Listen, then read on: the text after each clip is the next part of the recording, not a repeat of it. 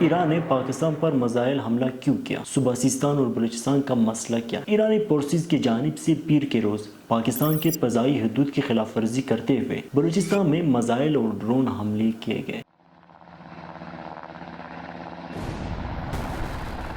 ایرانی میڈیا کے مطابق پاکستان میں جیش العدل کا 2 ہیڈ کوارٹرز کو میزائلوں سے نشانہ بنایا گیا۔ ایران نے کہ یہ حملہ صرف جیش العدل گروپ کی کارروائیوں کا جواب تھا۔ دوسری طرف پاکستان حکام کے مطابق جس علاقے کو نشانہ بنایا گیا وہ پنجگور شہر کا اندازاً 90 کلومیٹر دور اور ایران کے سرحد کے قریب واقع ہے۔ سنی گروپ جیش العدل یہ کون ہے؟ جیش العدل یا انصاف کی فوج 2012 میں منظم عام پر آئی تھی۔ یہ زیادہ تر سنی اکثریت پسند گروپ جند اللہ کے ارکان پر مشتمل ہے۔ ایران کے مخالف گروپ ایران کے مشرقی صوبہ سیستان اور پاکستان کے صوبہ بلوچستان کی آزادی چاہتا ہے۔ جیش العدل گروپ پاکستان اور ایران کے درمیان کشیدگی کا باعث کیوں ہے؟ ایران اور جوہری ہتھیاروں سے لیس پاکستان پر طویل عرصے سے سیکورٹی فورسز پر حملوں میں اضافہ ہوا اور دونوں فریق ایک دوسرے پر اکثریت پسندیوں کی طرف سے انکھیں بند کرنے کا الزام لگاتے ہیں۔ اور صوبہ پاکستان نے ایران کے صوبہ سیستان بلوچستان میں دہشت گردوں کے ٹھکانوں کے خلاف انتہائی مربوط اور خاص طور پر حدبی فوجی حملوں کا سلسلہ شروع کیا۔